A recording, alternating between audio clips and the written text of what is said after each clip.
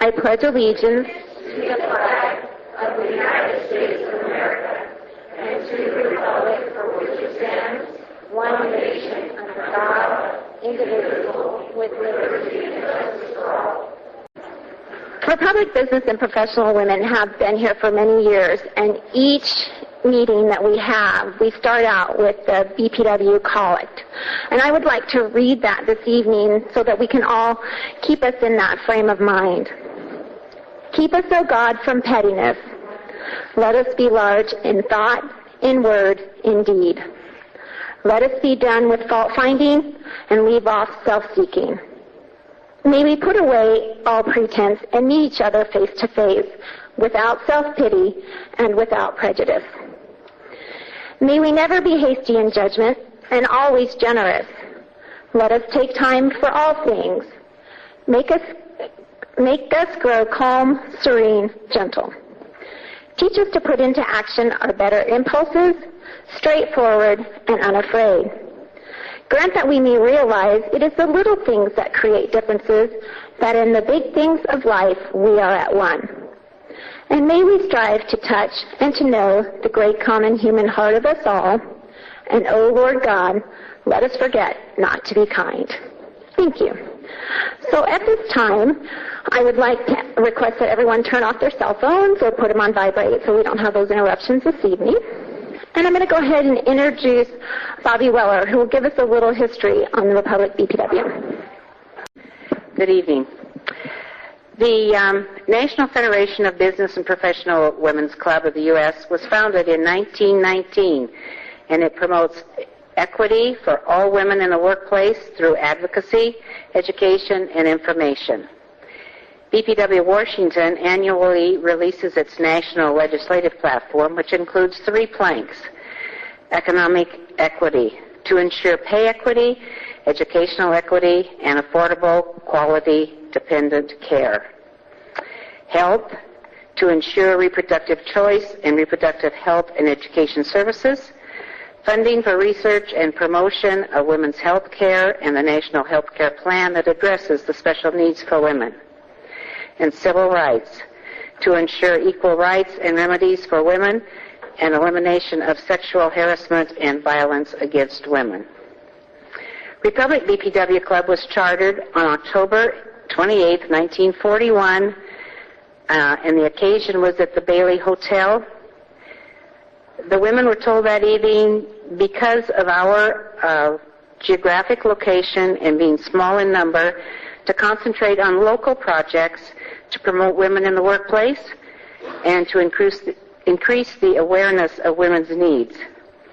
This year we're celebrating our 72nd year of doing just that. Locally, our club has assisted women in furthering their education, and our most successful story is helping one local woman move from washing the dishes at a local restaurant to teaching English at Baylor University in Texas. Although we helped financially by purchasing some textbooks and assisting in applying for a BPW scholarship, most of our assistance was given in care packages, mentoring, and just being there when we were needed. Our club is very proud of the small part that we played in helping this woman achieve her goal. Since that time, we've helped other women further their education and reach their goals by providing gas money to travel back and forth to the community college, both in Republic and in OMAC. Earlier projects consisted of purchasing street and avenue markers, purchasing garbage cans on Main Street. We assisted Lillian Tuve with the start of a library, and in 1948 we helped the Kiwanis Club obtain a doctor for the town, plus get a complete field hospital to furnish the building. We sponsored a Memorial Day dinner until the year 2000, when increasing laws concerning health standards and baking food at home for sale to the public stopped that 33-year tradition. We now sponsor a bingo fundraiser to raise funds for the scholarship for a local graduate each year. We host a senior tea for graduating senior girls, and one of the recent projects is a mentoring project at the high school for students where we assist them in writing their resumes and conducting job interviews.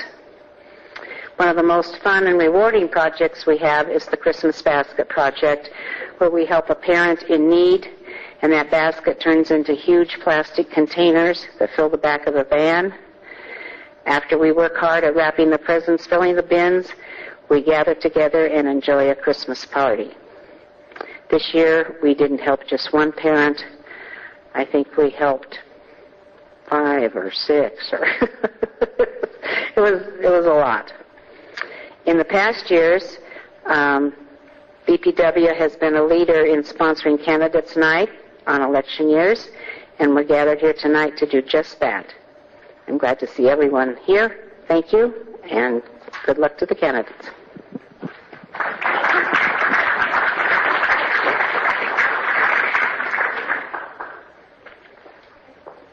Thank you, Bobby.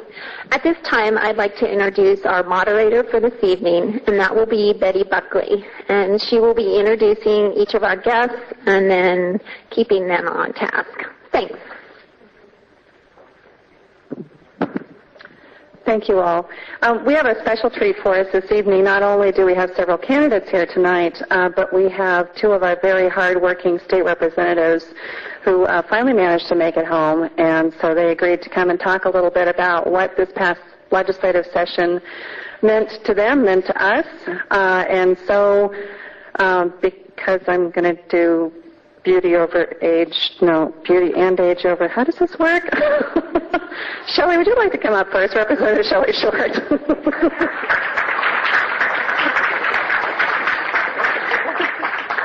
I'm not touching that one with a 10-foot pole. Hi, Joel. No. You know, the first thing that I want to say is it's so great to be back home. I think we've been home all of about 7 days now. And before I want to go forward, I just want to thank you so much for the honor to serve this district. You know, it was a long session, it was hard fought, and it was grueling, and it is good to be home, but there's no better district to represent and the folks you all are here, living here in our district, so thank you for letting me do that. I also want to say thanks to my husband and daughter, Mitch and Brianna, because, you know, the thing is they do everything while we're away, but then they also have to put up with us when we get back. And sometimes that's not an easy transition. You know, your adrenaline's up, you're working very, very long hours, and Mitch will grin, but it's not easy sometimes, so I really appreciate it. We couldn't do it without him, so thank you. You know, just a quick reminder, and this is more about, I don't know if any of you are using the Keller Ferry service, but, you know, we're about to get a new boat, which is really exciting.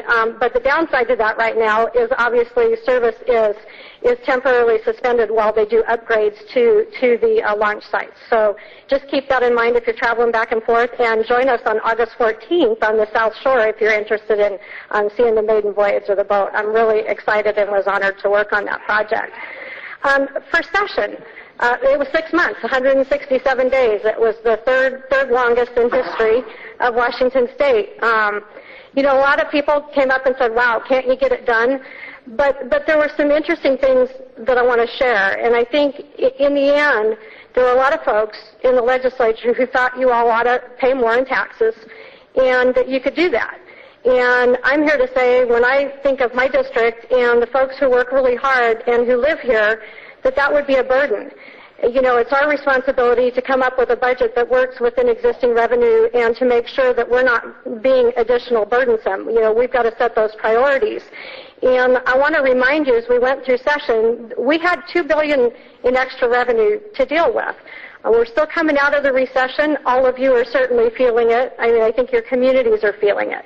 And so all of the tax proposals that were proposed this past session, and thankfully none of them were enacted, really hit Main Street hard. It hit the barber shops. It hit the small businesses that are already, you know, trying to keep their doors open, trying to hire people. And so we really felt, I'll be honest, I think it was a fight worth having, and I'm glad we did, and we won that fight for you. Because I think in the end, there were some important things that needed funding, like our schools, making sure we're taking care of vulnerable citizens and our senior citizens. But at the end of the day, it was important to protect the taxpayer. And I think, 6 months into it, we did that, and everybody did come together and work together. And, it's like kind of like making sausage. Sometimes that's not a pretty process. But in the end, people did come together. And I credit the Senate Majority Coalition. You'll hear more about it later on their efforts. But we've had one-party rule in Olympia for a long time, and so that added a different dynamic, and it was like, hey, we need to balance things within, what the taxpayers have graciously given us to operate the state. And so I count it as a win, very honestly. We're providing $1 billion more for education. That's a huge down payment for our schools. And yet we were providing funding for vulnerable citizens that needed our help. And so and the other part was higher education. No tuition increases. That's huge for our families and students that are going to college. I have one, Trevor, in college up in Alaska, and Brianna's going to be a senior in high school, so we know that very well. But those are some of the main things. For issues that I know you care about, no gun control legislation passed this session. I was grateful for that. We had some other things that did or didn't make it through, and we're just grateful that we're back home, and I think you folks probably feel that way too. Locally, I wanted to talk about some of the things we worked on. Obviously, the wolf issue is front and center. We knew going into the legislative session this was going to be a huge issue on our plates. And we had many different legislative proposals. In the end, none of those passed. John will talk about some of those. But the one important thing that did happen is Fish and Wildlife enacted a rule that said, look, if you catch a wolf in the act of harming yourself, your livestock, doesn't matter where that livestock is at, you have the ability to take care of it without suffering prosecution. And to me, that is a fundamental right to protect your life and your property. And so is it all we wanted? No. But it is a start in the direction of recognizing that we are wolf recovery for northeastern Washington. And as these wolves are here and as they repopulate, it's important for people to have tools, and that's what I feel this is families having tools. I look at whether you're a rancher or you have livestock yourself. We have horses, and candidly, I frankly wasn't going to wait. So the important thing is if you see something going on, you can take care of it. You can't be prosecuted for that. And so I'm grateful. That was something that all of us collectively worked very hard on this session. The other huge thing that I've personally been working on, a lot of you know that I've been working on peer review legislation for the science that the agencies use to make their decisions. And I kind of think that most of that is done in a vacuum. They kind of nod and wink at each other and just tell us to trust them. But we're the ones living with those regulations and under those regulations. So all my legislation does, and it was signed into law this year, which I was really excited, is that the Department of Ecology and Fish and Wildlife have to show the scientific information they reviewed and then the science they ultimately used to decide their decision. And so it'll give folks like us and you a chance to look at how they're making their decisions, and I think it's an important first step. The other thing that I'll end on just personally, Stan Christie isn't here tonight, but he came up with an idea for helping our local veterans enjoy hunting and fishing opportunities at reduced rates. And what we did is we started with out-of-state residents who are disabled veterans. And what they can now do is they can hunt and fish in Washington State as if they were a resident. What that does is we're hoping that's going to spur other states to do the same thing, and we're already working with Alaska on that very thing. We think it's a big thing, but a very small thing, important, to say thank you to our veterans. And it was Stan Christie's idea. The governor signed it into law at the end of April. I'm really excited about that, and we had a lot of help in the House and Senate. Thanks, John, for doing that. And it's things like that that make me really enjoy what I do, and that's working with all of you to make sure that we're working on the right issues and that you're bringing your ideas forward. And I would encourage you to continue to do that.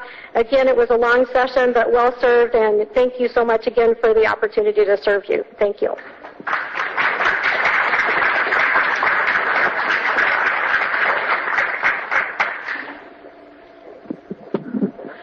Thanks, Shelley. Appreciate all your hard work. We're very fortunate that a representative from my district is actually part of House leadership. Representative Joel Kretz spends a lot of extra hours working on our district issues and a lot of other issues that go beyond that. So I'd love to have him come up and back clean up and talk about those things.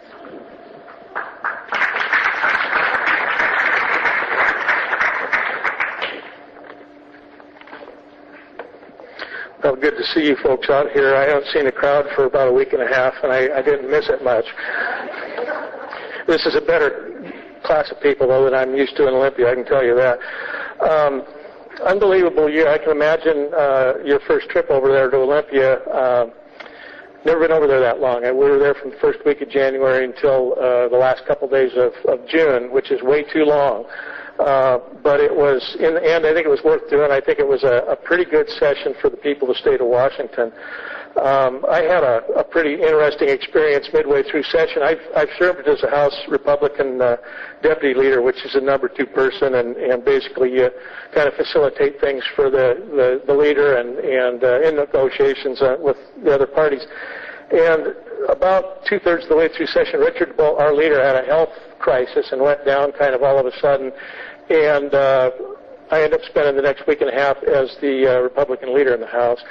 Quite an experience. I wouldn't recommend it. I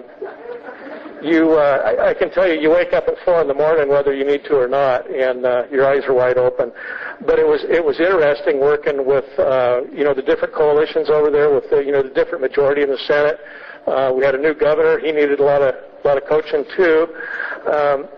But anyway, I wasn't interested in that position. It was something that's pretty much 12 months out of the year, and you've got to be in Olympia or Seattle or flying in a plane most of the time. So we elected a new leader, Dan Christensen, great guy, been a good friend for a long time, was actually my mentor when I first came in. So worked out good, and I'm back at the number 2 spot and enjoying that. I don't have to be in Olympia all summer and fall too, which is pretty nice. Let's see, a bunch of interesting bills this year. Shelly mentioned the wolf bills, and we had a bunch of them. There's a lot of different opinions on that, but none of them actually ended up passing. I had one I thought that had a lot of promise, which would have relocated them to Western Washington, and it was amazing. I took it around to all the Democratic pro-wolf people that really want them here in Ferry County. And I said, I finally got a bill that I'm sure you'll want to co-sponsor with me. And not a single one would touch it, which I thought was kind of the height of hypocrisy. The lesson that you get there is that they want wolves here, but they don't want them in Puget Sound or the Olympic Peninsula. So had a little fun with that. It was more of a message bill than anything else. It wasn't going to pass. But it really drove in the hypocrisy of people wanting to put wolves in Republic but not in Bellevue. So that was fun, and we had a good discussion.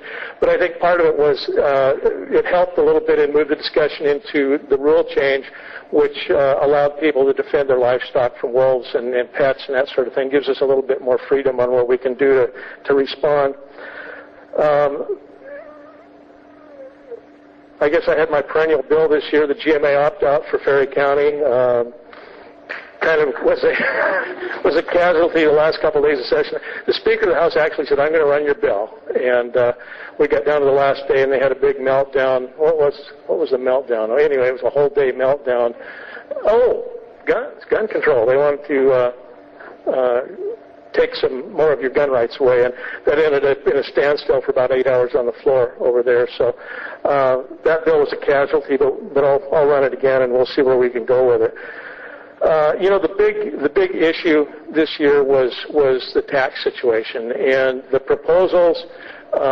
Basically, you had split government for the first time since I've been there. We had the House Democrats in pretty strong control.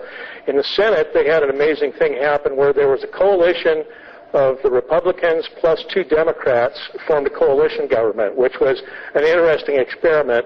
The 2 Democrats that came over and formed the coalition are fiscally conservative, more so, and they felt like, we can't afford to be spending the way we've been spending in the state of Washington. So that was an interesting exercise in democracy, watching that play out. The 2 proposals that we came down to toward the end of regular session were the Senate Majority Coalition wanted a no new taxes budget, and the House Democrats wanted $1.4 billion more in taxes for this year, and that's plus the $2 billion that they already had from increasing revenue. So that would have been about $3.4 billion more in spending. And so that was really what the wrangle was about for the extra 2 months we spent over there. And, it was frustrating. I don't like spending any more time in Olympia than I can help. But in the end, I felt like it was worth staying for because that got ratcheted down from almost $1.4 billion in new taxes down to between $200 and $300,000, or $200 and $300 million in new taxes, which basically is a growth in state government about 2.7%. I think the House D proposal would have grown government close to 13%, which, coming out of a recession, hopefully, is not the time to do it. So it was frankly it was torture, but it was worth staying. I think that extra couple of months and coming up with a deal that we could live with. I think. Like I said, the two budgets were $1.3 billion apart, almost $1.4 billion, and that was the discussions at the end. And it was interesting seeing the process with the Senate Majority Coalition. It's split government now. We've got a strong House majority, and then the coalition in the Senate, and then you've got a new governor. And so it was everybody kind of feeling their way through it. An interesting process. It was a lot of hours, a lot of sitting. As deputy leader in the House Republicans, I get stuck with a lot of that. So it was basically sitting over there and putting in long days, 8, 9 in the morning till 11 at night a lot of times, and nothing happening basically because the two ruling, factions are not getting along and nothing's happening. And so about a week into that, Dan Christensen and he's our new leader of House Republicans, decided, we got to do something about this. So we would go talk to the House Democrats, and then we go talk to the Senate Majority Coalition, and back and forth, and you'd find out it was mostly bruised egos and miscommunication. And we would put together a meeting. They wouldn't meet in each other's office. They had to come to our office to meet. And we would kind of sit in there and referee. It was pretty amazing to watch. But as time went on, when it'd break down, we'd wait for a day and nothing would be happening. And we'd go to the Senate Republicans, and they would say how insulted they were with the House Democrats. And we'd go talk to the Speaker in the House, and he'd say how insulted he was with the Senate Republicans back and forth. So that was sort of our job for the last month, was shuttling diplomacy back and forth between those two august bodies. And actually we're pretty instrumental in the end on brokering a deal that seemed to work. We ended up in a kind of a strange position of brokering the deal between the two majorities. Real interesting experience, and I learned a lot in that, and in the end it kind of worked out. I think we came up with a budget that is pretty sustainable, and interesting process to watch in the end. But I guess I'll just close. I want to thank you folks for sending me over there and the opportunity to serve.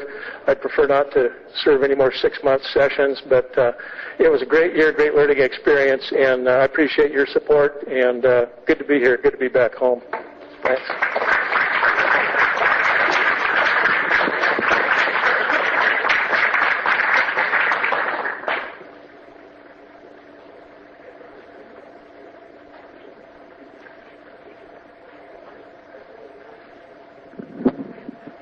All right. Well, thank you very much, both Representative Kretz and Representative Short, for that report. It was a long legislative session. We're all very happy to be home, and I'm very happy to be here this evening and help work us through this important event. I really admire people who have the guts to step out and run for office. It's not an easy thing to do. It's a whole lot easier to sit home and complain about those people who are in office, which I've certainly been guilty of in my time as well. So I admire all of you for being here this evening and for your willingness to share with us and to answer questions this evening. The way we operate this evening is that we just have a few people here tonight who are running opposed. I'm going to ask in a minute for anyone I have missed. These are the people who are SVP'd this evening, so that's why they get this table and they get the nice name tag. But we may have missed somebody, so I want to make sure we cover that. We're going to start this evening with Mr. Jenkins, and he's running for City Council. And before you can come up here if you want to speak, or you can sit there. But before we get to that, let me just kind of lay out some of the rules of how this works. So each candidate will get to make a 3-minute presentation. At the end of each group running for office, and we this evening have a kind of a group of people running for the Senate and a groupette running for City Council, because I don't believe your opponent is here this evening. Okay. We'll have an opportunity to ask them questions. We will have people going through the audience picking up questions for you, also offering you pieces of paper and a pencil to write questions on. We take a look at the questions first, and we do it to make sure the questions are appropriate. You can ask hard questions. We encourage you to ask hard questions, but if you ask why their second cousin once removed just got his third DUI, we just don't think those kinds of questions are necessary or appropriate, so we won't be asking that. Otherwise, fair game. Issues, backgrounds, whatever you think is appropriate. So right now, and before I finish the rules, I'm going to ask a couple of our members if they will check to see if any of you have questions for Leo Jenkins, who's running for City Council. Position 2, 4. All right. And while they're checking for questions, just in case, I want to ask if there are any other individuals in the audience that I may have missed who are actually running in an election where you have an opponent. Did I miss anybody? Anybody running opposed? How about anybody who's running unopposed? If you would like to stand up and introduce yourself, you don't have to come up and speak. I won't publicly embarrass you. No, maybe. Yes? Albert Elder for Ferry County Hospital Commission. Great. Thank you, Kyle. Anybody else running hospital district? I know we had some fire district positions. That's it. Okay. So Debbie and Patrice will pick up questions. And Mr. Jenkins, you have 3 minutes. And there's going to be a nice lady in the back. When you have 30 seconds to go, Catherine's going to wave her 30-second marker at you. There you go, and you're welcome. Thank you. Whatever makes you. Thank you. Good evening. My name is Leo Jenkins, and I'm running for City Council. I'm a married father of 3 children, and I've lived in the City of Republic for 9 years. I am a home and property owner in the city. I have earned an associate's degree from Spokane Falls Community College, Republic IEL, with a 3.8 overall GPA and journeyman status as a union bricklayer. Currently, I own a masonry contracting business, and I am pursuing a bachelor's degree in law and society from the Pennsylvania State University. It has been my pleasure to serve as a councilman to the City of Republic for approximately 1 year. In the council, I have fought to establish and maintain transparency in local government by pressing the necessity of recorded meetings. At this time, the meetings are now digitally recorded, and in the near future, they will be posted on the city's website on a bi-monthly basis. I was against the parking ordinance that created the ongoing issues with the town's homeless. I felt there were better options, like community outreach. Overall, being poor is not a crime, despite what some feel it does to the town's image. I am against mandatory garbage collection, and I am concerned with the concept of our police being used to enforce the interest of the private sector. I support our police department, and at all times encourage and insist them to be peace officers. I know that our city's infrastructure is due for necessary updates, and I will continue to work with the rest of the council to ensure that these updates are prioritized and action is taken promptly. In every forum I can reach, I have lobbied for our city. Most recently, I contacted the Washington Tech Cities Coalition, trying to get major Washington state-based technology companies to consider our city and the surrounding area for data storage centers. New concepts like this and continual support and expansion of the city's current economic structure based on tourism, mining, forestry, and federal government programs like the Job Corps and Border Patrol will sustain our local economy and create local jobs. This is my main platform for re-election to the council. My position on the council has led to my appointment to the Northeast Tri-County Health Board, where I serve at the pleasure of the city. On the board, I have fought to expand public health access in the city by lobbying for free and more readily available public flu vaccinations, fighting cutbacks put in place by Tri-County Health, and establishing accountability in the health district's administration. My fellow citizens of the City of Republic, though many of us do not like the concept, the time has come to look for avenues to sustain our community and provide for its future and for our children's future. I hope that you will retain me to the council so I can work on our issues with you. Thank you.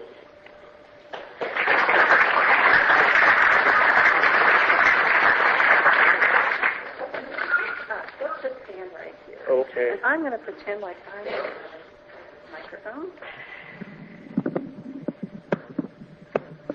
Okay, I'm not into technology, really.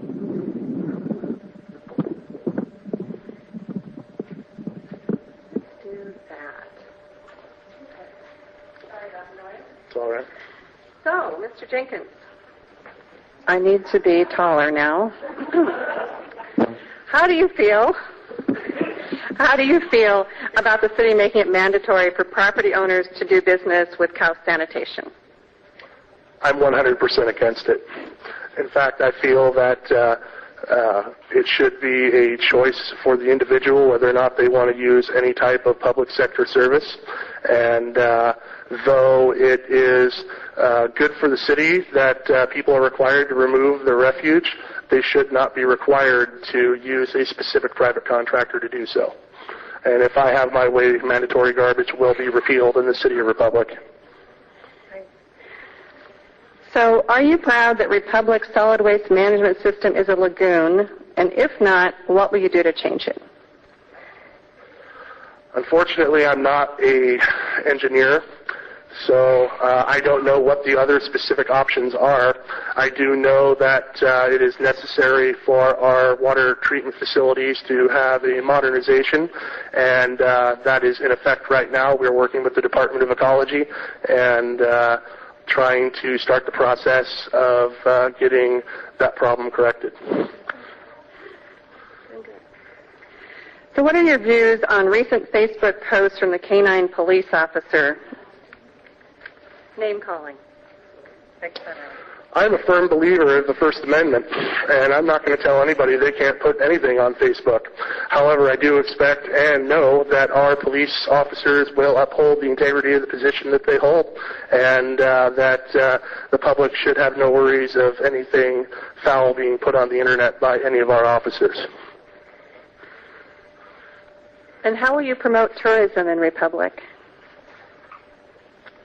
By marketing different magazines and sources of news media to advertise our community and everything it has to offer to the rest of the state. And here's an easier one. Okay. What do you feel are your major accomplishments in office so far? So far, transparency in municipal government, making sure that everybody knows what's going on in City Hall. There's no secrets. Yeah. Those are all the questions that we have. One more question. Oh, we have one more. Thank you. So what do you intend to do about the parking situation downtown? Well, that is a difficult question to answer. Recently, we have passed ordinances that have put time limits on how long people can park at certain areas throughout downtown, and it's led to other issues of sorts. At this time, unless the public can come up with a better idea, we're kind of forced to play the cards that we have and keep the time limits as they are. At this time, none of the businesses seem to be complaining about it. In fact, they think that it helps them in some ways. So, but we have open meetings every other Monday, and if anybody has an idea of how we should fix it, please come and tell us. Those are all the written questions we have. So there will be time after this. I'm sure you'll stay for it. We've got cookies and refreshments. So after all the presentations this evening, you'll have an opportunity to ask any other questions you want. So with that, thank you very much for being here this evening. You're welcome to stay here for whatever you like.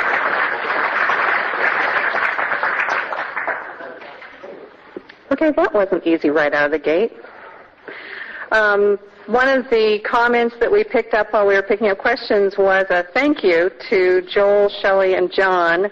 It says, thank you for Live from Olympia on KNCW Monday at 8 a.m. during sessions in Olympia. So thank you very much, the three of you, for taking the time to do that. So now we're going to move into the Q&A with the three gentlemen who are running for state senate this year. I should have mentioned, although we didn't have a problem with it, so I'll mention it now, that people have, when we get to the question portion, people will have a minute and a half to answer the questions. So we'll start with the 3-minute presentations, and then we'll do all the Q&A. And we'll just go right down the row, and Senator Smith, if you'd like to start with your presentation, that'd be great.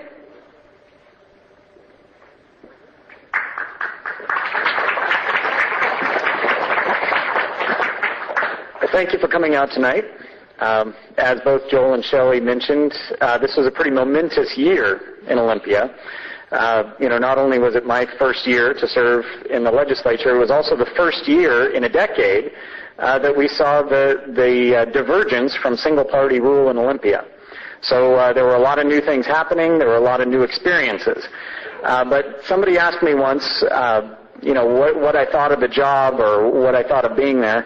And my reply was, I felt like my entire life had been preparing me and leading me up to this. I was born to a single mother in some pretty deep poverty when we grew up, but we had a very supportive extended family that kind of reached in and helped us with that. As things progressed, my mom struggled. She pulled herself up. She was a business owner for most of her life, and she pulled that together and made it work. And so I have a keen appreciation for what single moms, for what those who start off a little more disadvantaged than others have to deal with, and what it means to pull yourself up. So as things progressed, I had an opportunity right out of high school to go to a cattle ranch. And I grew up in southern Idaho, and so this idea of going and working on a cattle ranch in northeast Washington was really romantic. And so I came out and worked hard, earned the respect of the people I worked with, and fell in love with the lifestyle. And so I decided to make this my home. Moved here, again, continued to work hard, and after a few years I had saved up enough to buy a portion of that ranch, buy a few cows, start building a log house, and then along came my beautiful wife Desiree, and before too long our daughter Abigail and our son Ethan came along. And what we did is we enjoyed building a life together, building a dream. I mean, we were business owners, we were free, and we loved it. We got up in the morning and went out and worked in the field or in the garden or with the animals, worked in the woods. It was hard work, but at the end of the day, we liked it. It was good. And so after a little while, I started, I really have a keen desire to expand my mind. I've always been a big reader. I like learning. So I went to pursue a business education, and in the process, I was recruited by a business development and marketing company to come and work for them. The advantage was, this was right around 1999, 2000, so I could stay at home and I could use this cool thing called the Internet and do a lot of the work. So it allowed me to engage people from all over the world. It allowed me to develop some great mentorships, work with businesses of all size, startup businesses, small businesses, large businesses, and help them build their dreams. So after a little while, the president of the company promoted me to his personal assistant, and he said to me, you know what, you're too smart to be working for anybody. You need to be out on your own. And so he encouraged and he helped me develop my own clientele, get out on my own, and ultimately, that led me back home because I have a keen desire for my community and for what's here and to make it better. And so for the past 13 years, I've been working in business development, attempting to lift up my neighbors and improve the circumstance going on.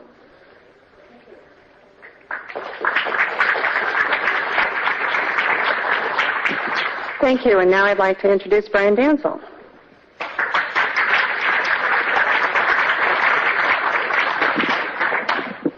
Well, thank you, first of all, to the Thanks to the BPW for hosting this event and my opponents for being here, and mostly you, ladies and gentlemen, for coming out tonight. And I guess I would just start with saying that I don't think everything's going all right in Olympia. I don't think that going 2 sessions past regular session is a good thing. And I don't think that spending taxpayer dollars in order to do so is a good thing. And I think it's even worse when you come to a place with a median income of $24,000 a year to the people that work here and 18% unemployment. And we don't talk anything about jobs. We don't talk about what we've actually done to help people get out of the hole and then back to work.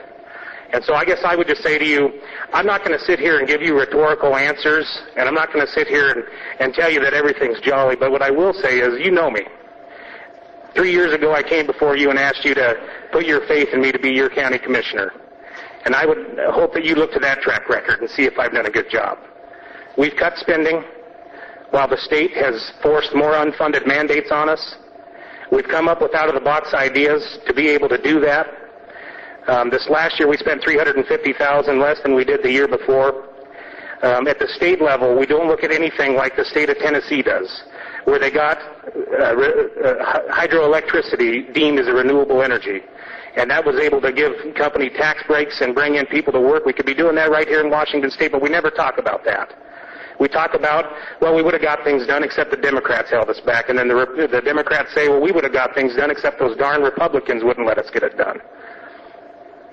If you want that, if you want to continue down the road of what every single politician has said for the last 100 years and what every single party politician is going to say for the next 100, I think you probably should vote for my opponent. But if you believe in a problem solver, if you like what you've seen here in Ferry County since I've been in office, well, then my name's Brian Dansel. You all know me, and I hope to have your vote. Thank you very much.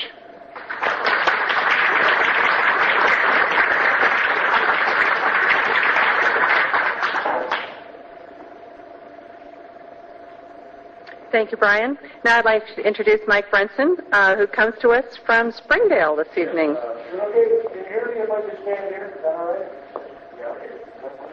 That's to them. I'm Mike Brunson. I'm from Springdale. I live in a little log cabin, 1,400 square feet, on 5 acres. I do not live in Springdale. I live outside of Springdale on the county road. And I love it. I do want to clarify a little bit. I was not involved in the appointment process. I was not a nominee. I was not a PCO. Like most of you, I read the results in the newspaper when it came out. That's how I found out about it. And that's why I decided to run. I've done it for about 3 years. And it's about 3 months. So here we are. What I'd like to do is just tell you a little bit about my background. But I do want to give a little credit to your local law enforcement agency. I have to tell you, this is the second time I've been up here. And as I was looking around for the school, I wasn't sure where it was. I missed the speed limit. The prompter pulled over. And they were very impressive. And it was very immersive. And so I thank your law enforcement agency for being so vigilant and being so immersive. Let me tell you a little bit about myself. I am a retired Air Force officer. I'm a war vet. I was enlisted. I started out at Ferry County, went to school at night, and on the weekends. My cross training school was at 7. So I did it the hard way. I never did it the hard way.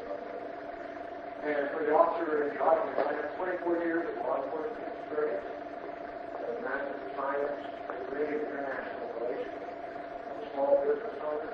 I'm an elected school board director. I was appointed by the Ferry County Commissioner to be on the Ferry County Board of Equalization. So we handle tax petitions, property taxes.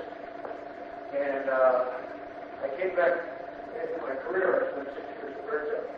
And I had a second tour at Ferry County. I came back as the Foresight Air Force Officer Special Investigation. And I was the commander out there from 1987 to 1989. I always wanted to live, even though I lived everywhere in the world, I always wanted to live in Eastern Washington. And I had an opportunity to do so, which is why I finally moved up there to Jenkins County. And I lived a total of 16 years in the district. I believe I am the most qualified. And I have the most diversified background to satisfy all the constituents of the application. I have a wider breadth of experience.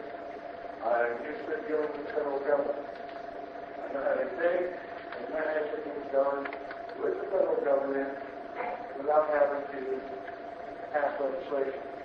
And I would like to say one more thing. I'm not going to get into a platform. All groups are Republicans, and our platform is pretty much it's a matter of who gets something, not how we're going to get it. And so I defer to your question.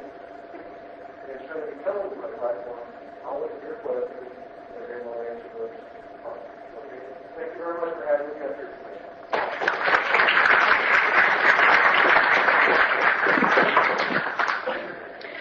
a number of questions ready to go, but we're also going to check and make sure that people have paper and the opportunity to give us any other questions that you might have. Because we have a single mic this evening, what I'm going to do is hand the microphone over to the candidates because they're a lot more important for you to hear than me. And I'm going to shout the questions, and hopefully you all can hear me. But again, they're more important. So we're going to start. I'm just going to hand this to Senator Smith for starters. So the first group of questions is for all of the Senate candidates. And the first question is, what experience do you have working with business owners? Good question. So personally, as I mentioned in my startup, for the past 13 years, I've worked as a business development consultant. So that means working in a wide range of businesses. That means everything from your major multinational industrial companies to your small mom and pop startups. So in addition to that, for all of my adult life, I've worked as a small business owner myself. So I know what people go through. I know the challenges. I know dealing with the agencies. I know dealing with regulations. I understand all of that. In addition to that, my wife and I, for the past 10 years, have also owned and operated the Colville Farmers Market, which is essentially we give opportunities for up to 40 different small business farmers to come and start out small and build big. And really, that's what I think the American dream is about, is it's about taking what you have and using that efficiently and productively and making more. And so when it comes to working with businesses, I've worked with businesses all around the country, all around our state, all around the world, and specifically through the Colville Chamber of Commerce as its president, I've worked with a lot of our regional economic development and business issues right here locally, which I have a lot of very strong business supporters as a result. You discussed that in this panel. I'm from small business. My dad owned for many years a construction company. As a county commissioner and on the county level, we issue building permits and variances and any kind of disputes that might come up. We also sign off on liquor licenses and what goes on for special events in the county. I was a former member of the Chamber of Commerce in Republic. And just kind of something that I like to do is go and visit with folks from the business community and see what we're doing on the county level and if we can do anything that'll help them out. And it's not really odd for me to go downtown and just walk up one side of Main Street and down the other and ask them, what's happening? What do you think we could do better? Because I realize that a lot of the best answers come from business owners and constituents. So in fact, I would say that our best achievements in the county government have come from constituents. So for me, it's listening, it's being involved. You all know me here. I've been involved with a lot of small businesses in Ferry County, and I think small business is a backbone to our local economy.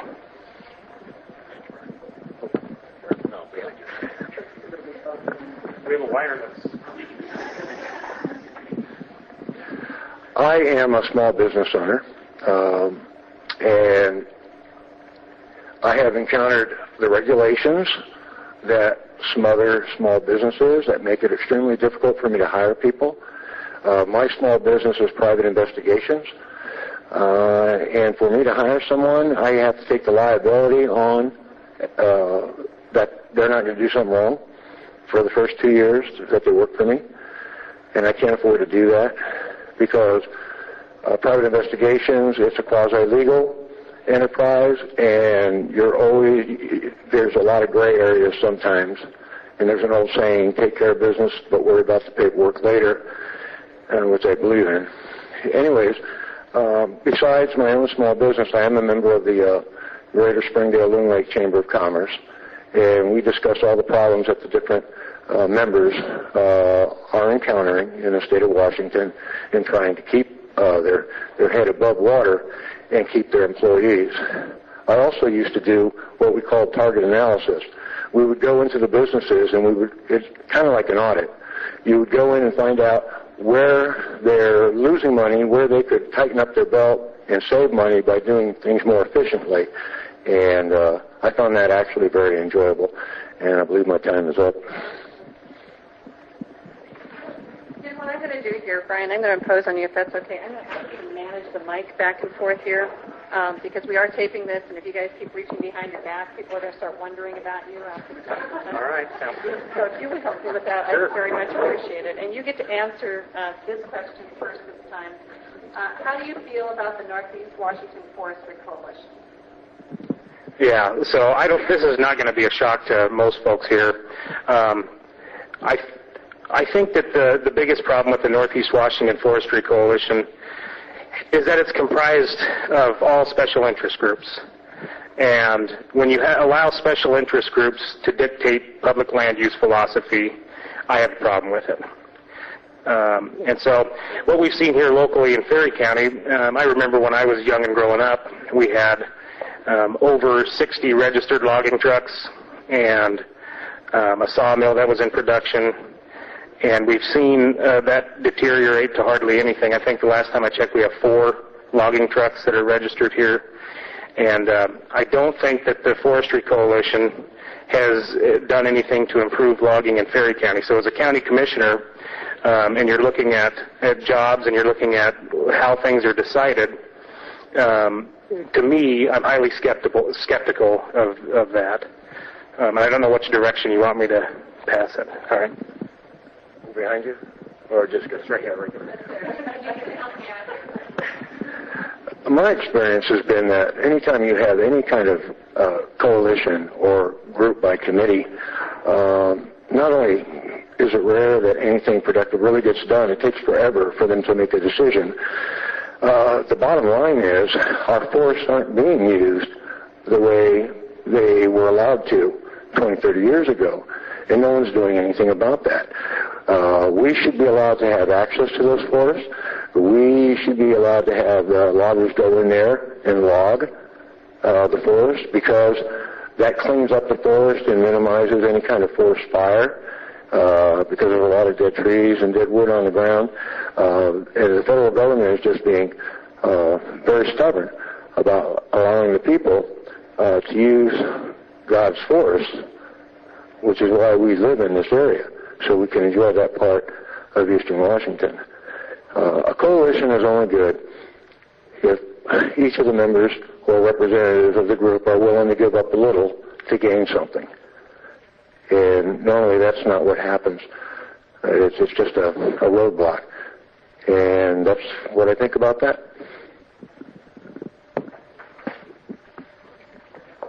So just to clarify, the composition of the Northeast Washington Forestry Coalition has about 1/3 of its board members as private business owners.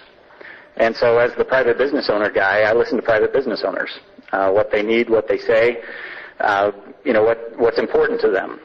Don't vilify them, don't attack them, don't go on a campaign against them, because I believe that private business owners know what their business needs.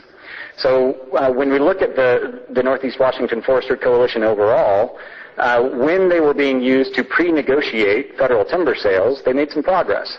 Where I feel like they got off the road and off of the right track, and where there came a lot of problems, is when they began, as some of the others have mentioned, when they began trying to initiate the overall forest planning for the entire national forest. Because while 1/3 may be industry, 2/3 don't necessarily look like the rest of our region, like the rest of our counties. Now, it doesn't mean that they shouldn't have a voice, but what it does mean is that if we're going to talk about a broad general plan that affects the economies of several different counties, this should be something that's in the hand of the public. This should be something that's handled in an open public process, not necessarily with a small committee that might not look exactly like the makeup of the rest of the community. So I think the biggest challenge is looking at that group and looking at the forest planning activities. Perhaps it would have been better, and I think maybe even some of their membership believes it was better just to stick with pre-negotiating timber sales instead of getting into the planning.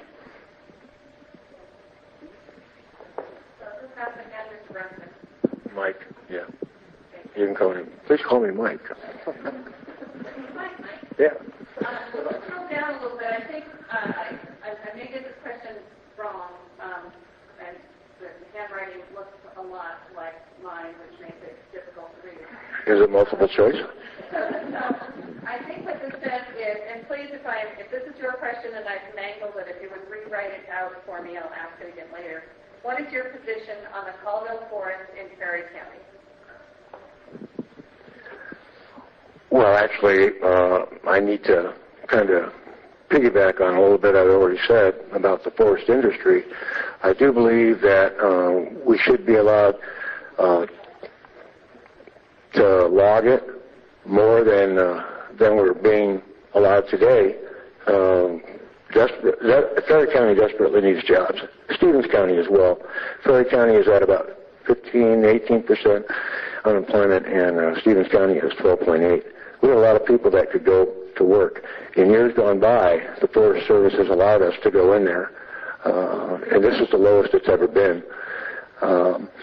Again, I think that it can also be open for recreational use, and maybe revenue can't come from that, but at least the people would be able to enjoy it, and perhaps people would travel from Spokane up to Ferry County to enjoy the Colville Forest also.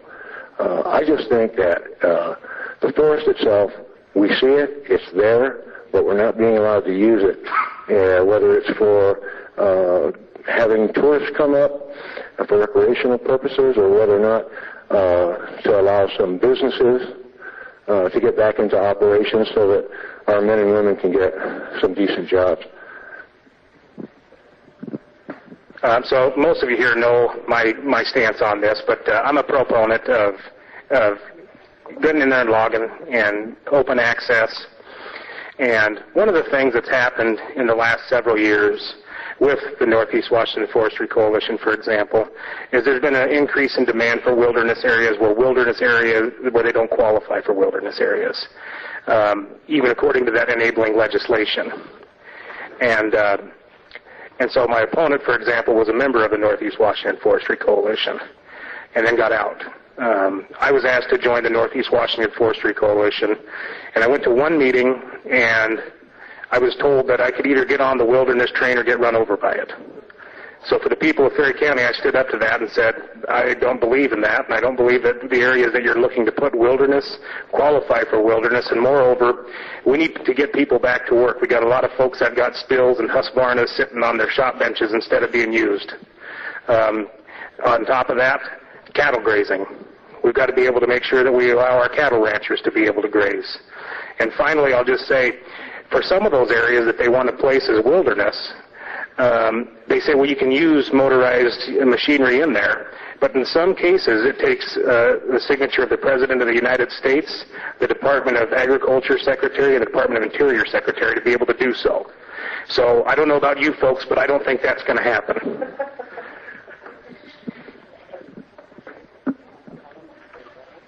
So from where I live in Stevens County, I can look out my window and I can see the proposed Abercrombie Wilderness Area. And you can already see the beetle kill spreading across it. You know, an area where when I moved to Stevens County, where I went and worked in the woods, we had roads.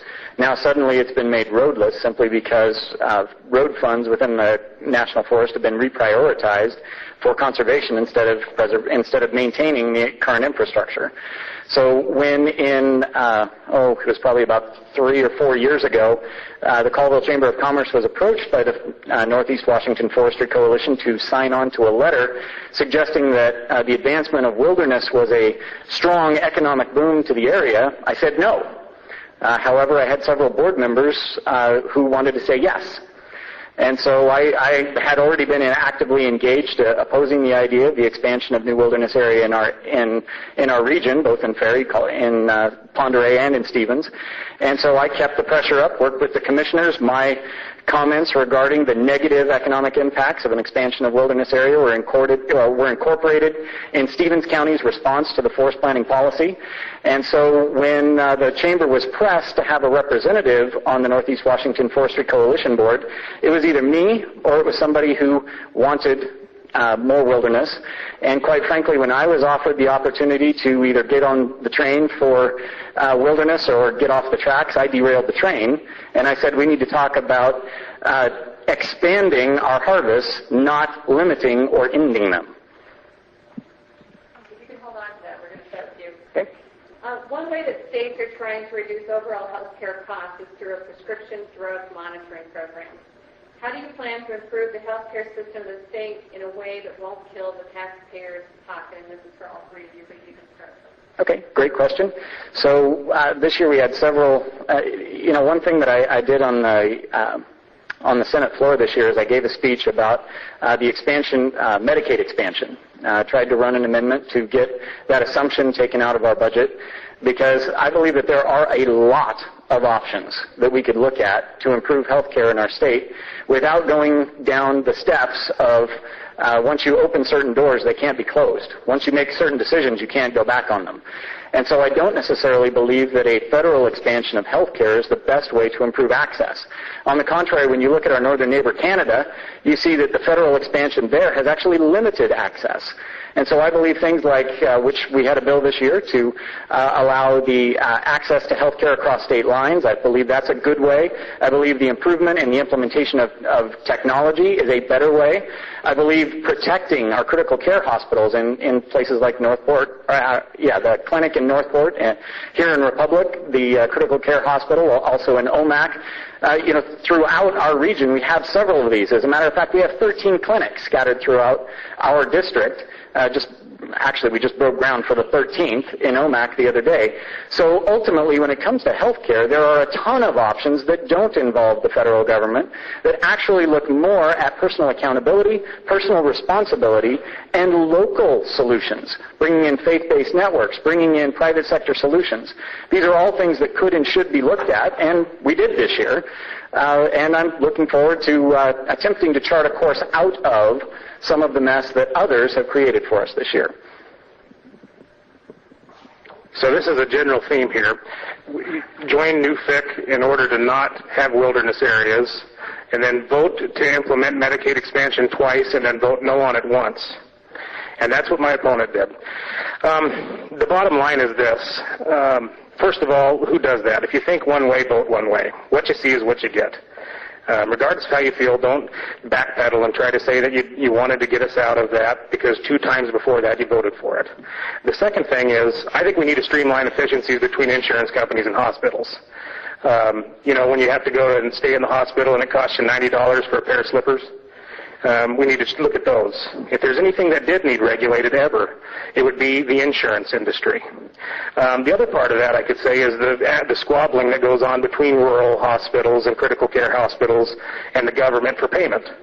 And those that work in the hospital, if there's anybody here, you'll recognize that and understand that the back payment of Medicare and Medicaid causes a huge cash position problem. So we need to work to be able to try and expedite those processes and make sure that we're looking at things like making sure the insurance companies and the hospitals aren't taking advantage of people when they're already making record profits.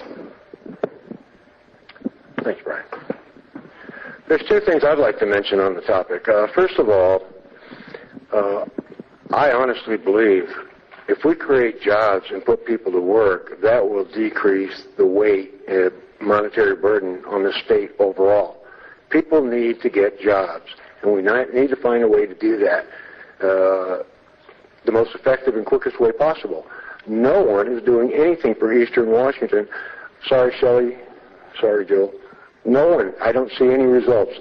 The second thing I want to tell you, the unions, Washington set up the Obamacare Health Care Act exchange. They're trying to limit the health care companies in the exchange to those that are solely located in the state of Washington. They don't want less expensive, non-union health care providers from out of state entered into the exchange. And I think that we ought to have a free market and let anybody who applies to be in our exchange to provide health care, they'd be allowed to do that. Because then it'll be competitive and the individual citizen will get a choice to choose the least expensive and most practical for their individual situation. So I think the unions need to, we need to beat the unions in a way that they don't restrict who is actually in our health care exchange. So I'm actually going to leave the microphone down there. Thank you. We're going to switch to some questions that are asked specifically of each of you. And we're going to start down there with you, Mike. Yeah. Vote for Mike. There we go. What do you mean by protecting the authority of public schools. Can you expand on that? Yes, well, I'm a school board director. It has been my experience, this is my 4th year and my last year. I think everyone should do it once, but I'm not going to do it again. Governor Gregoire tried to use some leverage to remove the school board, rural school board authority completely. For example, they had the Race to the Top program, and she wanted, Governor Gregoire wanted our school board and every other school board to buy into the Race to the Top program. And that was the program, of course, where we would agree that every year you identify the bottom 5% of the teaching staff and the front office staff, and you fired them. Well, we chose not to do that. And her leverage was additional federal funds. Right now, the only thing the school boards can do is, and you probably experienced it up here, I don't know, they vote on contracts for the principals and the superintendent. Then, of course, you work with the union rep on the certifieds as far as a school schedule, calendar, and maybe what their raises might be. Their raises are pretty much decided back in Olympia on the west side. They're just trying to take away any authority that the school boards have to decide what is best for their local community, because they know the people, they know the students, they know their school, and they know the needs.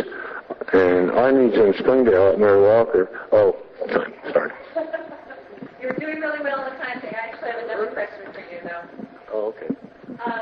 So the question is for you, and then you can pass the mic to Brian. How can you improve on Senator Smith's performance? Well, I realize that it's his first year. I question the amount of bills that he takes credit for getting passed. I only know of 2 bills that he solely is responsible for. One is for the biofuels program, which is a 2-year prototype program for the schools to go back to wood or pellet to heat the schools. That's a 2-year prototype program. And then I think he did something on the wolves. But the rest of the bills were already started by Bob Morton, Joe Kretz, or Shelly Short. I would come up with my own ideas and take credit for the bills that I initiated, rather than piggybacking on somebody else and taking the credit for that. Okay, so what I would do first is my first thing I'd do is introduce a bill that would require legislators to not get payment of per diem if they don't get the budget done on time. That means that if you don't get the budget done on time and you hold the citizens of this state hostage, the sweet deal ends. No more, about $100 per day per diem. You're going to have to either put up or shut up. That would be the end of the gravy train in Olympia. And I bet you something, all the negotiations that took place, those would have taken place a little bit earlier if their own wallet was affected. The second thing that I would do, I would absolutely stay in better contact with the people of the 7th District. I think that that's lacking. I think that we have a problem with too many folks that ride the party line. I think that you need to look outside the box on new job opportunities, like I mentioned earlier with the state of Tennessee, following that model and trying to get hydroelectric as a renewable energy to create jobs in this area, and focus on the economy. The local economy up here is suffering, and the rhetorical answers are unbelievable when you come to these forums, and we end up arguing with each other about the same things. But it gets down to this. Do you want somebody that's going to say everything that the Republican Party bosses want them to say, or the Democratic Party bosses want them to say and vote and do? Or do you want somebody that's going to look out for the best interest of you? And that's what I would do, and that's how I would be different. Actually, you can hold on to those, because we have some specific questions for you now. All right. So prior to being elected to county commissioner, what job experience did you have that qualified you for elected office? None. I don't believe the only way by which you can gain political experience is simply by holding public office. I would like to say that, as a matter of fact, I think that's the problem in Olympia and Washington, D.C. We get folks that run for office from here until eternity. I think just the rank and file citizens that have common sense, that know how to manage their own wallet, their own checkbook, people that are engaged in their communities, are the best people that should hold public office. And I was a golf professional. So if you wanted to look at something right there, I've been able to work with a vast different groups of people in order to be able to facilitate a small business. But I would tell you that I think there's too many professional politicians. In my mind, they're all really good at slick talk and being able to, almost like they're going to sell you a used car. You know, they promise away stuff. By the way, if anybody wants a good deal on a Buick, I'm your man. No. But I think that it just gets to be pretty ridiculous after a while that these folks say, well, I've got it. You know, I was in there for 6 months, even though I was only supposed to be there 4. And so I've got this experience, and I know all the people over there better. I believe that he does, but I think I know the people of the 7th District better. Your next question, Brian, is you stated you wouldn't stand for special sessions. If you were elected, how would you stop there from being a special session? I think I answered that with running a bill that would require the budget to be done on time, or else your per diem goes away. The other thing is, in talking to the Washington Policy Center, there's no reason for why policy bills are run first and the budget is run second. Again, I have to just say, the idea that we're proud that we went 2 extra months almost and cost the taxpayers hundreds of thousands of dollars, and we forced school districts into issuing pink slips to workers, and we had a whole slew of people in Ferry County about ready to lose their job. To say that you're proud of that, my goodness.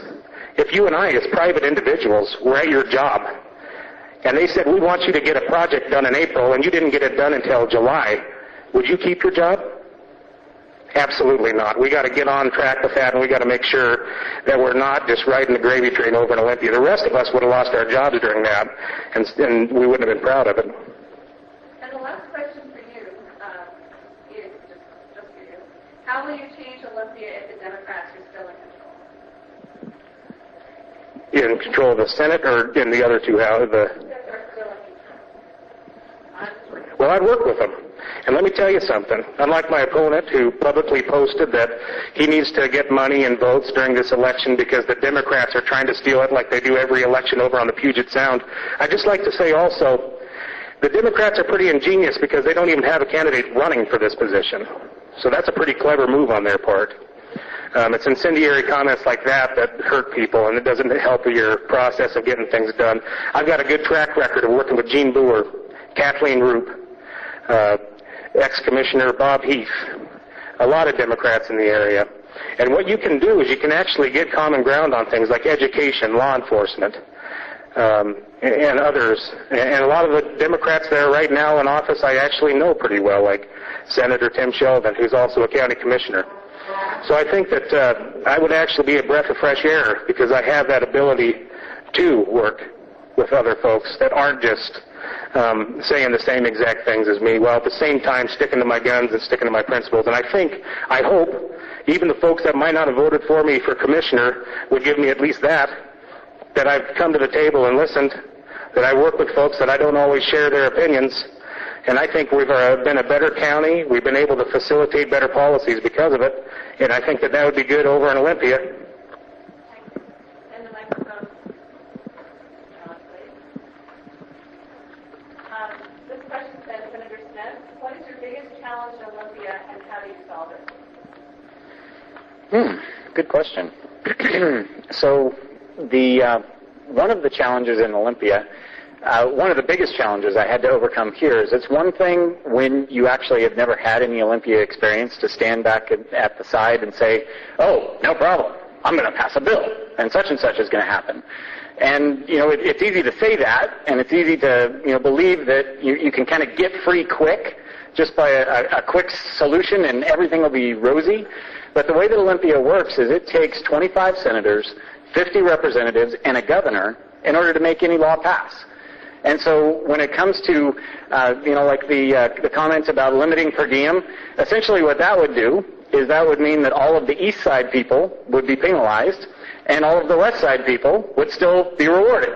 And they'd be given power. It would make it harder for the east side conservatives to actually have a voice versus where it already is hard. So one of the challenges, one of the hardest things that actually happens there is gaining credibility. Because it's one thing to say things in a campaign, it's another thing to actually build trust. And so while I know people like Tim Sheldon and I know people like Rodney Tom, I've actually worked with them and gained their trust enough so that they're supporting me. I've actually reached across the aisle and I've worked with Democrats for years on a whole host of different issues because I don't vilify people I disagree with. I don't publicly attack them. I don't question their character. I work with them and find places where we can both win. Thank you. So now I have a series of questions about the Northeast Forestry Coalition. And I know you've already kind of covered some of this, so I'm going to ask you these three questions, and if we could compress them a little bit, I would appreciate it. So the questions are, if you're a member of the Northeast Washington Forestry Coalition, and how would that benefit Ferry County? So no, I'm not a member. When I was appointed, like I said, I was appointed to the board as a representative from the Colville Chamber of Commerce. That lasted, I think, from September of last year until November. When I chose to run for this appointment, I withdrew. And, again, that I was a member in a similar way to Columbia Cedar here in Ferry County. It was fun to actually work with them, and it was fun to actually get their input, because it was fun to sit at the table with guys like Mitch Friedman and watch their eyes bug out of their head when we said that there's no reason to talk about restricting access to the forest if we don't increase harvest volume. It was kind of fun to see their eyes bug out.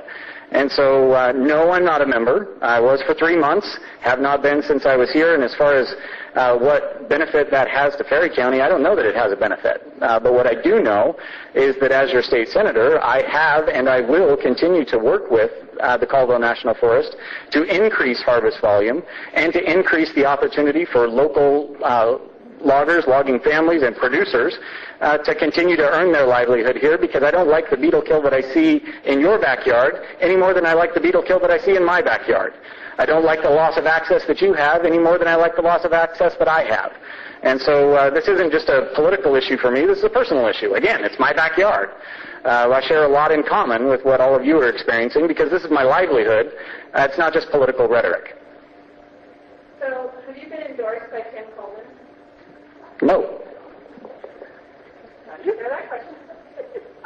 Two more questions for you, and I actually am going to compress it because we're running out of time this evening. So the two questions are, what have been your legislative accomplishments, and what is your vision for the future of the 7th District? How do you see a path forward for the 7th District? Very good. So kind of looking at some of my accomplishments, one of my accomplishments was summed up in this one lady, business owner, who came to give testimony one day. And there were two of them, and surrounding them were people who despised business owners. And so these two ladies gave their testimony, and then 30 people dogpiled on them and told them how evil they were. That lady was visibly shaken when she walked out of the room. I dismissed myself, and I went up to her and I said, I want to let you know that I was elected here. I was appointed here to represent real people like you, who are living productive lifestyles, who are sacrificing, who are building the American dream. And I don't care what the special interests have to say, and I don't care what they think about you. I'm here to represent you, and I'm going to do everything that I can to see that you have a fighting chance in this economy. So what am I most proud of?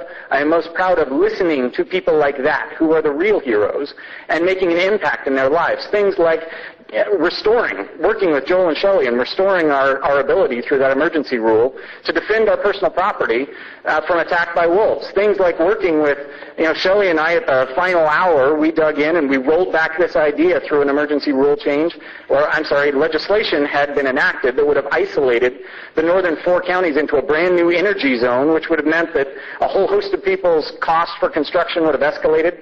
Well, we got in there and we used elbow grease, And we used hard work, and we got an emergency rule passed that wiped that away for a little while until we can fix it permanently. So I have a couple more questions that I'm going to ask that are for all three of you.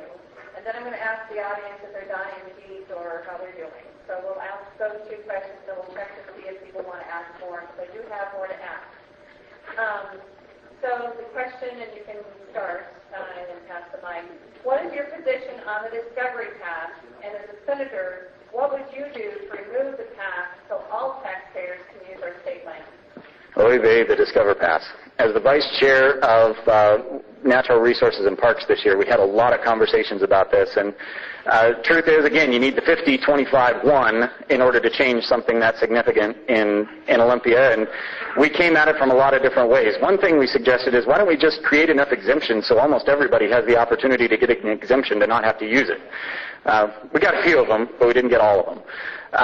Truth is, I don't like the Discover Pass situation, and there is a path out, but a part of that still revolves around making those parks more self-sufficient. Now, maybe it's not a user fee like the Discover Pass, but there are some other options that we can look at and that we can choose.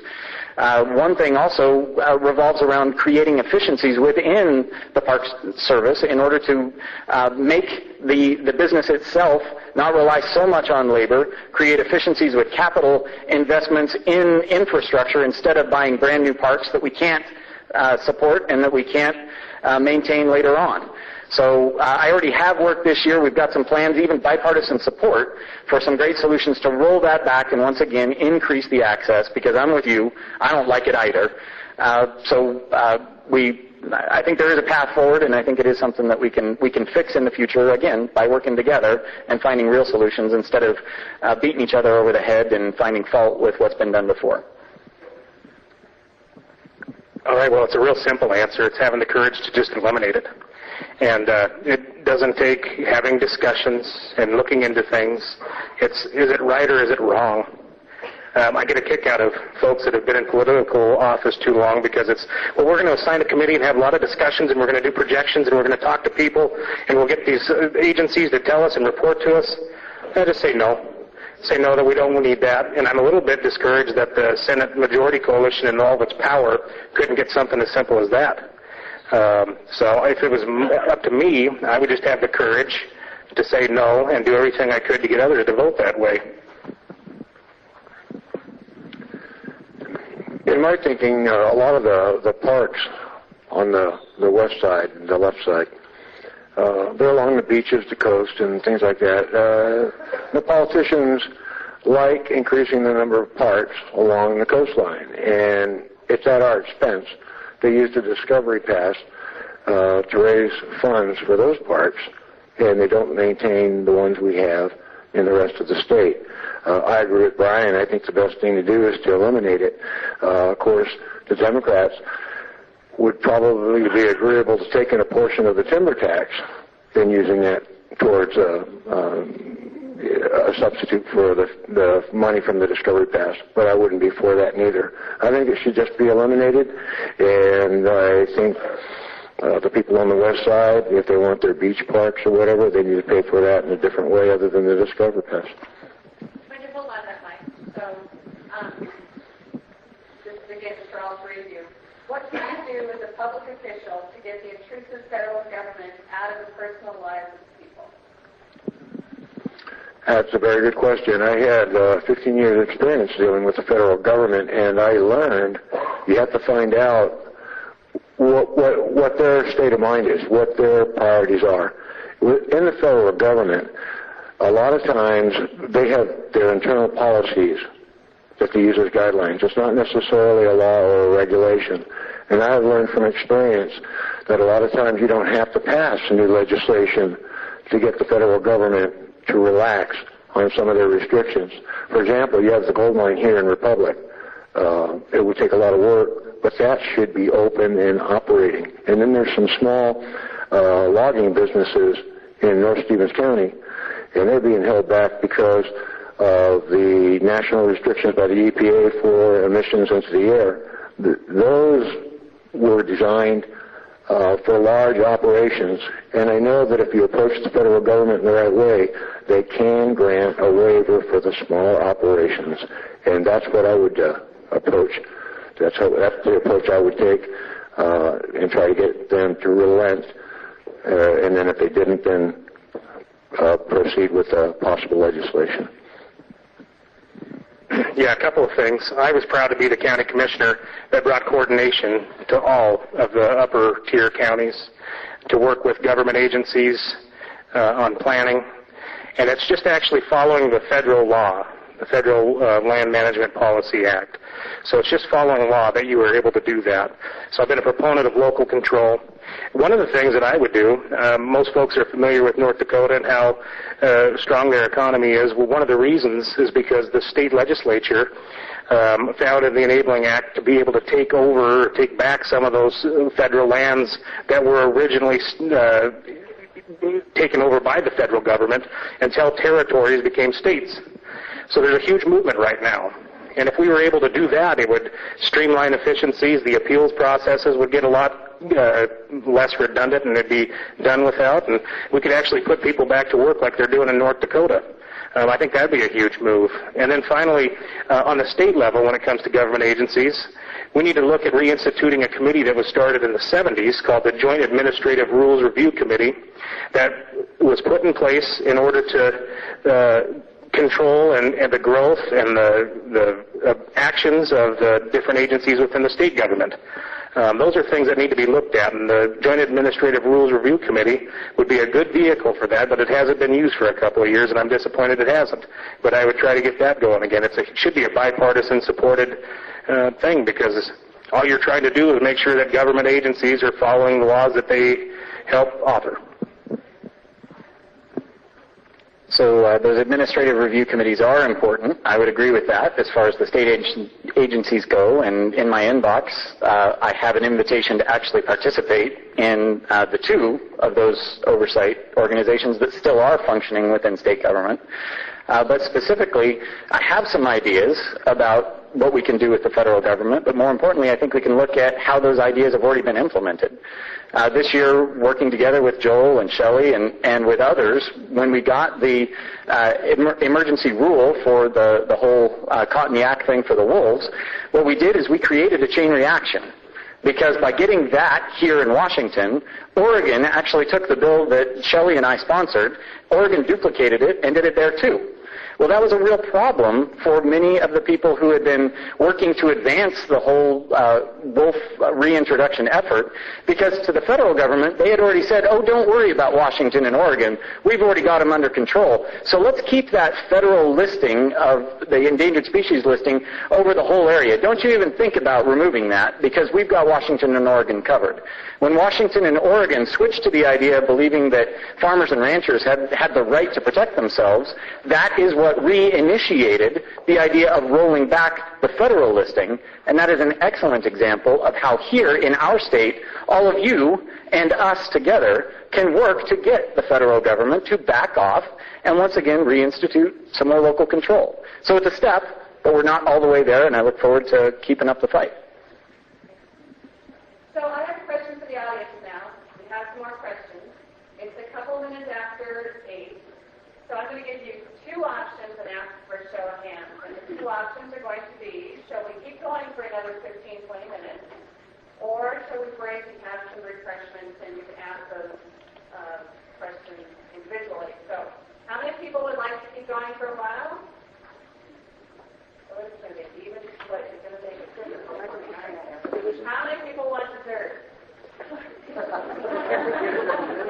honey, you only get one hand. So I'm going to compromise because that's what we're all about, and I'm just going to ask a couple more questions that I'm worried about that.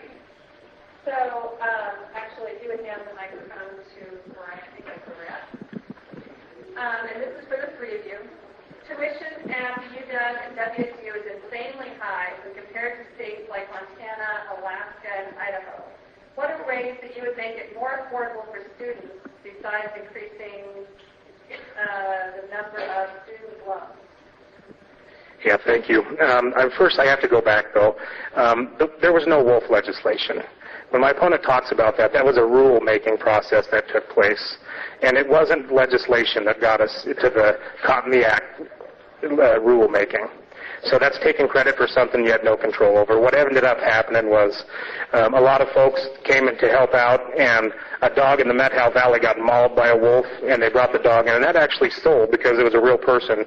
And the cattle ranchers in the area, in Len and McIrvin, and some of the folks over in Stevens County that had actual cows getting eaten, that's what prompted that.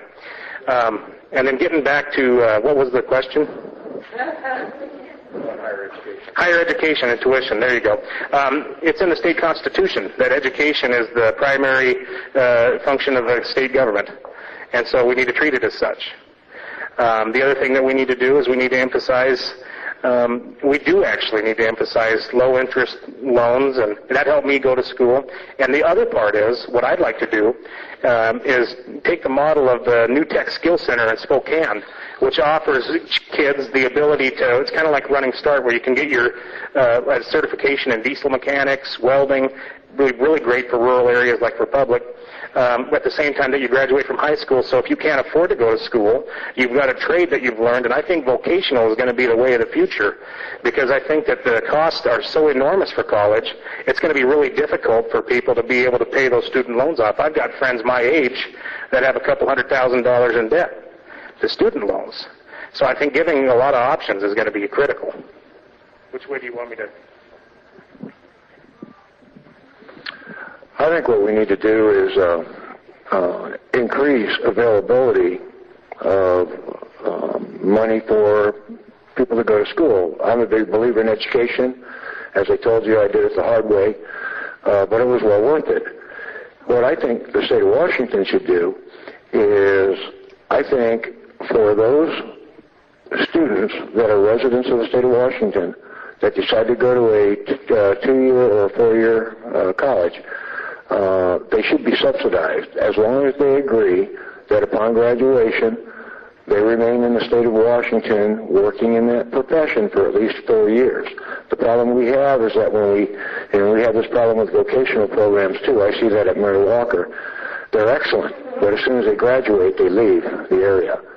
That's not what we need. We need those trained individuals, educated individuals, to stay in our area and contribute to the community. So I would be willing to allow them to go to a higher institute of education at a lower cost, as long as they're a state resident and they agree to stay and work in the state for at least 4 years upon graduation. So as far as higher ed, the last time I read the state constitution, it says that basic education is the primary obligation of the state, not higher education.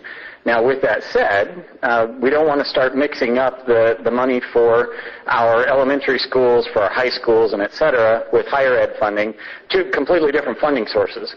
But with that said, I do believe in the importance of higher education.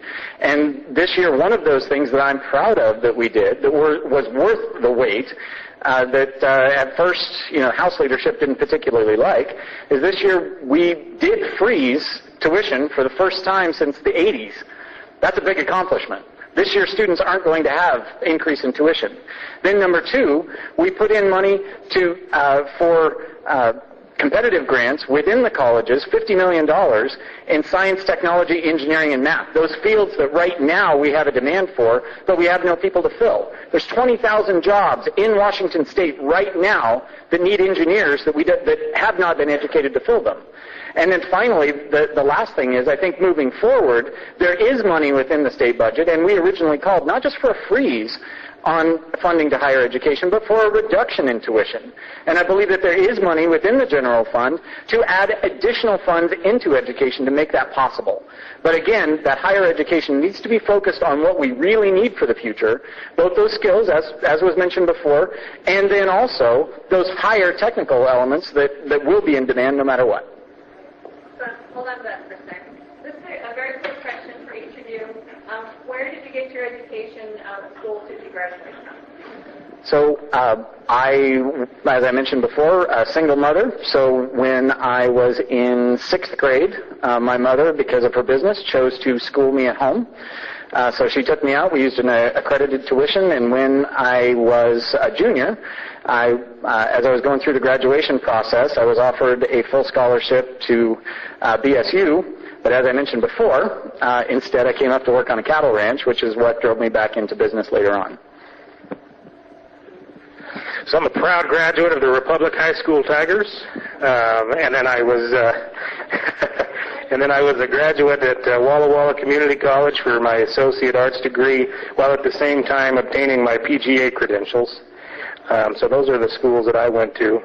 Also very proud to have the endorsement, just like Joel Kretz and Shelly Short, of the WEA, the Washington Educators Association, for being able to listen to folks that are in education, as well as superintendents. So, no, right here at home. Well, I started my college education at Fairchild. I went to Spokane Falls Community College and Eastern Washington University. But of course, when you're on active duty in the military, you get transferred, and so you can't continue at those institutions. When you get to a new base, then you have to find out which schools are offering programs. And you sign up for those, you transfer it's fairly complicated. To make a long story short, I moved every 2.5 years, and by the time I obtained my Master's of Science degree in International Relations, I was awarded it by Troy University. In fact, Ed Meese was our guest speaker, and that was at Fort Meade in the Washington, D.C. area. And that was in 1993. So I went to a variety of schools, to include Spokane Falls Community and EWU, but I ended up getting my master's from Troy University. So this is going to be our final question of the evening, and I'm going to have John start it, actually. John. Mike, sorry. I got the mic. Sorry. Vote for Mike. Remember Mike? And I'd like a fairly quick answer. Okay, sure. Cite a specific example of where you were able to compromise to create an action for the greater good. Well, when I first got married, my wife and I had a kind of a difficult first 6 months, and we were able to negotiate, and the result was my son was born. I don't know how to top that one. The same thing, I guess.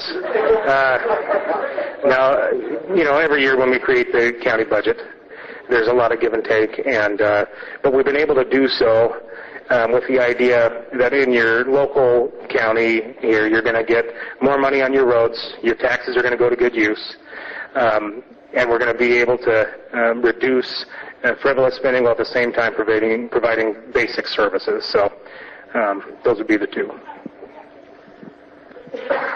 So what I learned while I was a business consultant is that the key to brokering the best deals is not to ask anyone to compromise, but rather to find the sweet spot where everybody can retain their core values while at the same time attaining some goal they all share in common. And so I would say one of the best examples that we have of that is actually when we got bipartisan support on a letter to Fish and Wildlife insisting on the emergency rule change this year, which enabled the Cotton Act bill, which was, the action was based on the bill that both Shelley and I sponsored. So in that case, no one compromised, but everyone came to a meeting of the minds, whether they were Republican or Democrat, House or Senate, and we all saw that there was a problem that needed to be addressed, and we addressed it in a way so that everyone came out of it feeling good about the result. And that's something that I'm proud of. It's something that I'm glad we were able to accomplish. And it's something that would not have been possible if I would have been browbeating and, beating up the other guys through the course of the process. It takes respectful discourse, not just, trying to do that old politics as usual thing where you're using personal attacks and trying to discredit other people's character to make your point. And I think that that's the real key to working with others and making things happen, is you can disagree, but you don't have to be disagreeable. And I think that's what we can do moving forward in order to move everybody forward and build a better future. I don't think we have to ask anybody to give up. I think what we do is we find the sweet spot where we all win. I'm going to unwrap you. Well, I just want to say thank you very much to you four gentlemen for being up here this evening, for answering all these questions. So a round of applause, please.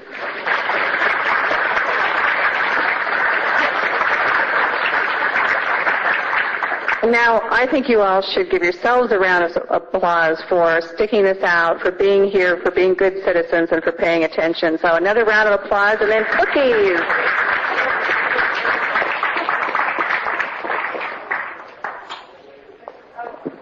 And please put the pencils back. And there are really yummy things in the back, fresh baked goods and lemonade and good company.